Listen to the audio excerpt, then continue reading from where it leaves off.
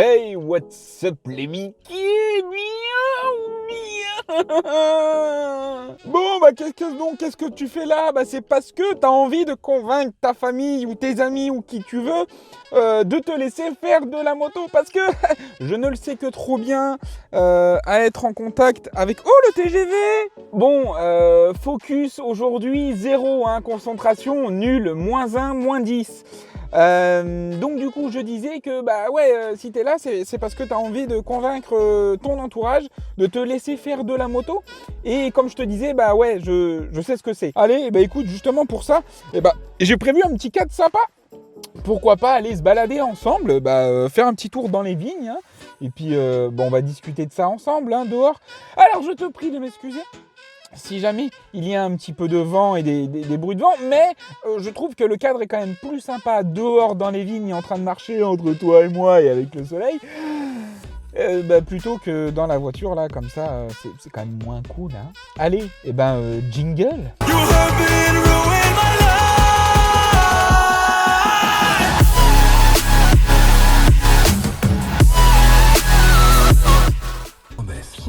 Hop, tais-toi donc. Allez, hop. Tac. Hop. Voilà.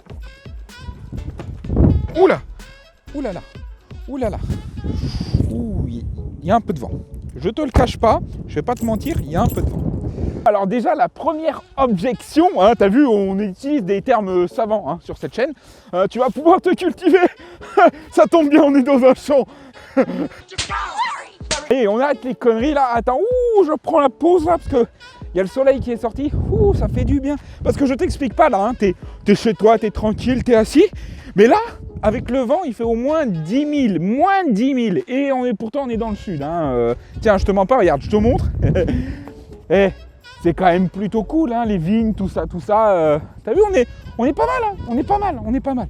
Donc, la première objection, c'est surtout, mais ce n'est pas à toi que je ne fais pas confiance, c'est aux autres. C'est pour ça que je refuse que tu fasses de la moto. Alors celle-là va de pair avec non, la moto c'est trop dangereux. Donc tu vois, c'est souvent les deux, elles sont de pair, hein, et tu vas pouvoir y répondre aux deux d'un bloc. Alors oui, hein, je vais pas te mentir, la moto c'est dangereux. Après j'ai envie de te dire, sur un circuit c'est encore moins dangereux, c'est pas ça qui nous intéresse, hein. C'est surtout le fait que, oui c'est dangereux, mais faire du vélo en pleine ville, à Lyon, à Paris ou même dans ta petite ville, c'est quand même beaucoup plus dangereux que faire de la moto. Tu es beaucoup plus vulnérable en vélo à 2 à l'heure, à côté des voitures et des camions et de tout ce que tu veux qui te passe à côté, que quand tu es en moto et que tu roules à la même vitesse que les voitures. Enfin, ça, c'est mon avis. Mais je suis désolé, faire du roller, faire du skate en ville, faire de la trottinette, hein, on l'a vu qu'il y avait beaucoup d'accidents.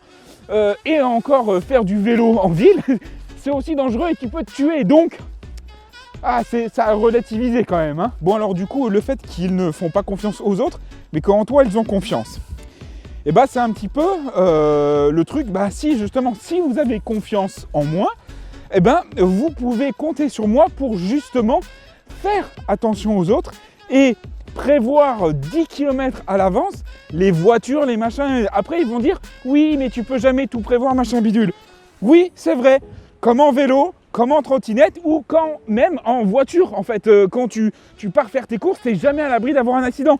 Certes, tu es protégé par la carrosserie de ta voiture, mais il y a un moment donné, si tu penses qu'à chaque sortie que tu vas faire, il va y avoir une tuile, il va y avoir quelqu'un qui va te rentrer dedans ou tu vas faire n'importe quoi, on s'en sort plus, on fait plus rien, on va plus faire de vélo, on va plus faire de trottinette, on va plus faire de voiture, ni de moto, ni rien du tout. Donc, c'est une fausse excuse. D'ailleurs, une petite aparté avec ça, grâce à mon pilotage moto, je pense que je conduis mieux en voiture.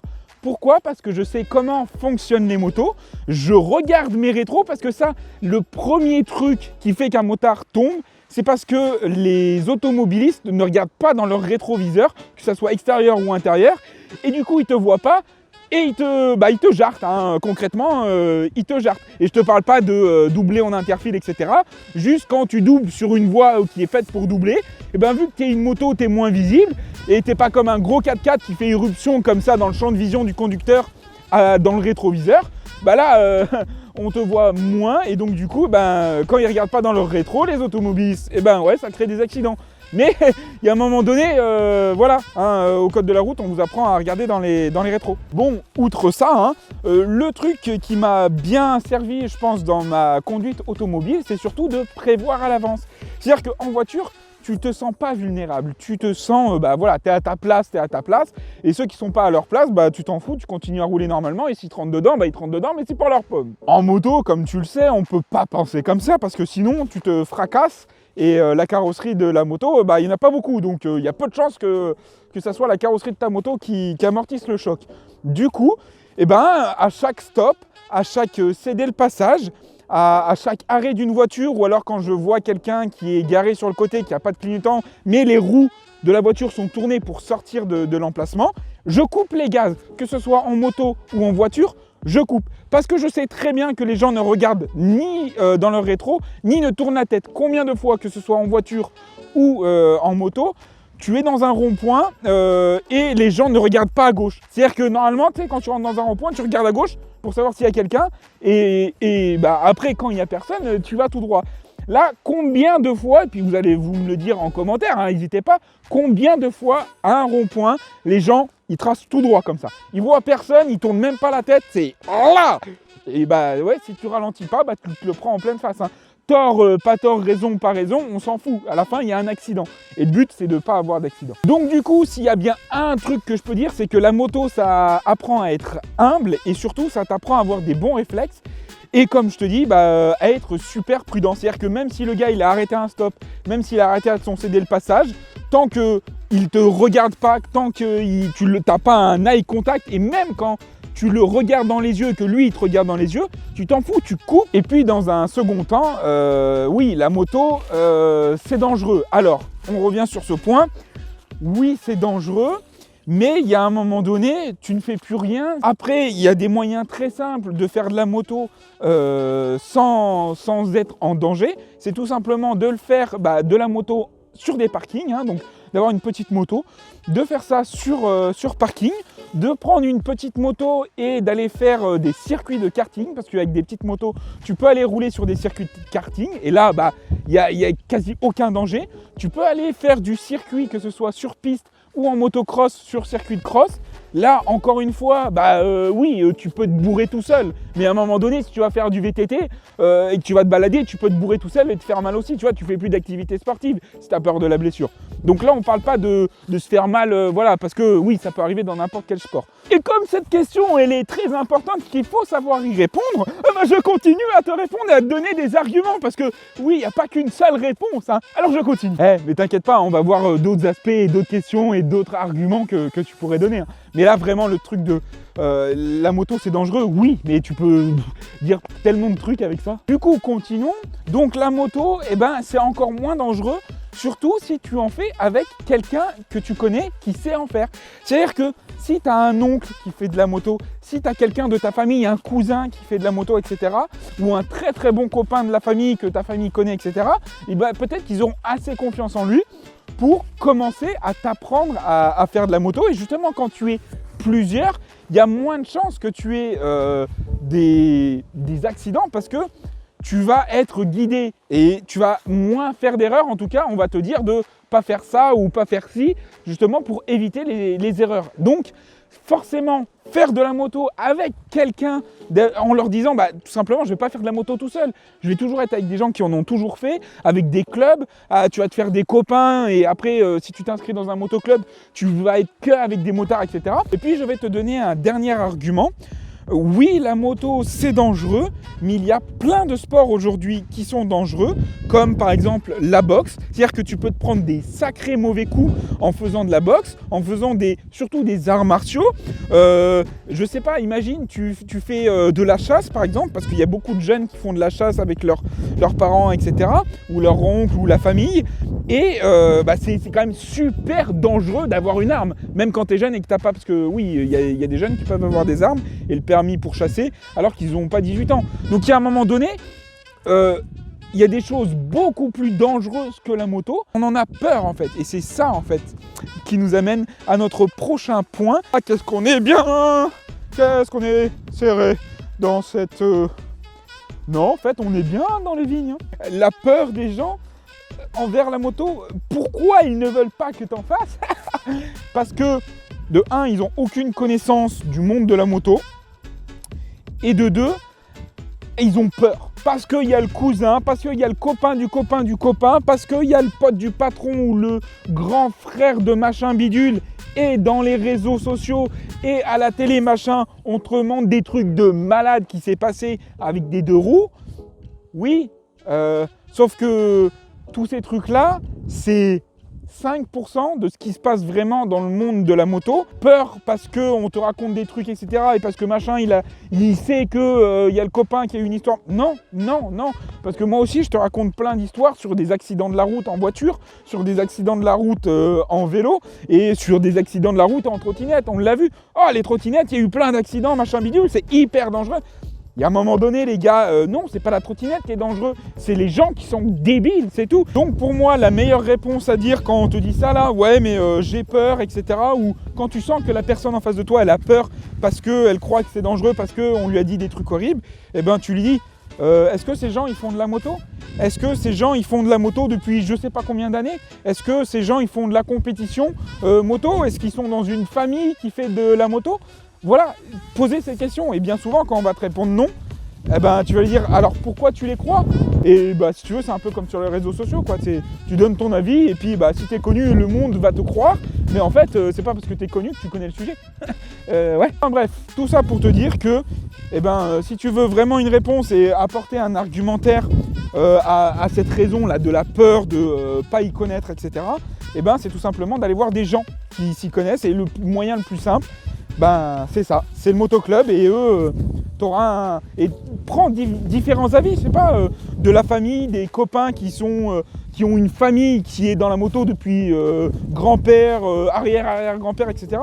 Et tu auras plusieurs avis et tu pourras les recueillir et les raconter à tes parents. Et maintenant, il y a, on va dire, une dernière grosse partie, c'est surtout le fait de, ça coûte cher la moto, j'ai pas le budget, c'est trop cher, l'équipement c'est cher, la moto c'est cher, je connais personne qui en fait, comment tu vas entretenir la moto, où tu vas en faire, enfin voilà, toutes ces questions-là. Bon alors déjà, il faut différencier la moto sur route de la moto sur circuit, sur piste, sur karting, etc.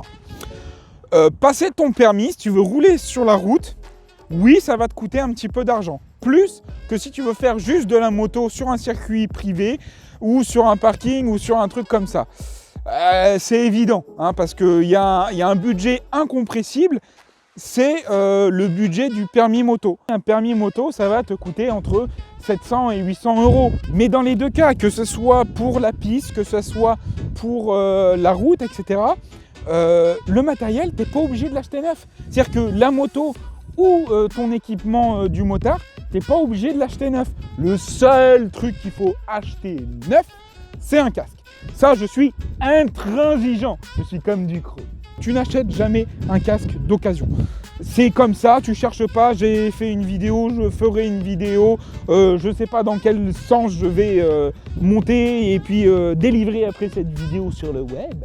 Mais en tout cas, une seule chose à savoir, le casque, tu l'achètes neuf. Voilà. Et si tu peux mettre minimum 100 euros, c'est bien. Voilà. Pour avoir un casque potable qui te protège bien, tu mets 100 euros sur la table. Et neuf le casque. Et tout le reste de ton équipement, que ce soit pour la moto ou pour toi, après tu peux l'acheter d'occasion. Et là, du coup, tu baisses drastiquement tout simplement le budget. Maintenant, si tu n'y connais rien à la moto, si tu ne connais personne, etc., oui, bien sûr, c'est compliqué de commencer la moto. Sauf qu'aujourd'hui, il y a tellement de vidéos, il y a tellement de forums, et tu vas voir que tu vas vite te faire des potes, et que cette excuse de j'y connais rien, elle va vite disparaître, parce que les gars ils vont dire t'inquiète, attends, viens, je vais te montrer sur la mienne, etc. Et je vais te montrer ce qu'il faut faire, ce qu'il faut pas faire, et comment il faut le faire.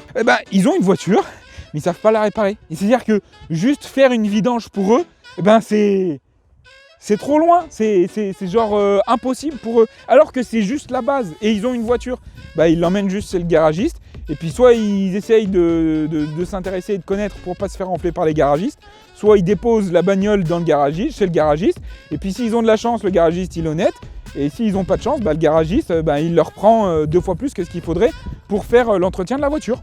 Et donc du coup, quand tu vois que autant d'automobilistes conduisent sans rien y connaître, toi aussi tu peux le faire en moto, il suffit juste de choisir bien ton garagiste et de demander tout simplement à des connaissances, à des gens qui sont dans le monde de la moto, quel est le bon garagiste moto du coin, et puis tu vas chez lui et lui il va s'occuper de ta moto pour toi. Point barre. Mais du coup les petits Mickey, pour revenir à cette idée de ouais la moto ça coûte cher, je vais te donner 2-3 astuces pour que ça te coûte moins cher. Aujourd'hui tu as plusieurs astuces. Donc soit tu fais de la moto sur piste. Et là, bon ça va te coûter un petit billet, mais il faut savoir que une moto piste, pour commencer, une petite moto genre un Honda 500 CB, c'est parfait pour commencer la moto. Enfin bref, tout ça pour te dire que tu peux acheter une moto de piste déjà toute faite. Ça va te coûter un petit peu plus cher, mais c'est aussi faisable et ça va pas te coûter des 1000 et des 100. Tu trouves des motos de piste à 1000, 1500 euros et tu peux déjà faire de la piste comme ça. Et puis après, il y a aussi les petites motos, c'est-à-dire des pocket bikes ou alors juste des petits cross, des toutes petites motos pour déjà commencer à apprendre à faire de la moto. Elles ne sont pas homologuées et que tu ne peux pas en faire sur la route. Tu peux décider d'aller sur le karting, sur le circuit de karting à côté de chez toi, de leur demander s'ils font ça. Et puis tu commences comme ça. Sinon, les dimanches, tu vas sur le parking d'un supermarché vide ou tu vas dans un champ, etc. Et tu apprends à faire de la moto avec tes potes. Et là, il n'y a aucun risque. Bon, et puis parlons aussi des motocross parce que tu peux aussi commencer à faire de la moto sur un terrain de cross. On va parler de ça à l'intérieur de la voiture parce que là, il y a quand même beaucoup de vent depuis tout à l'heure que je suis en train de faire la vidéo et ça fait froid, j'ai le bout des oreilles gelé, sans parler du bout de ma bite.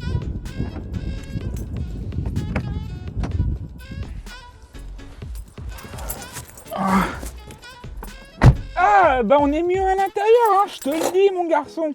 Et là par contre, si tu veux commencer à aller rouler sur des terrains de motocross officiels, il va te falloir une licence. Alors cette licence, elle n'est pas extrêmement chère, mais elle n'est pas peu chère non plus.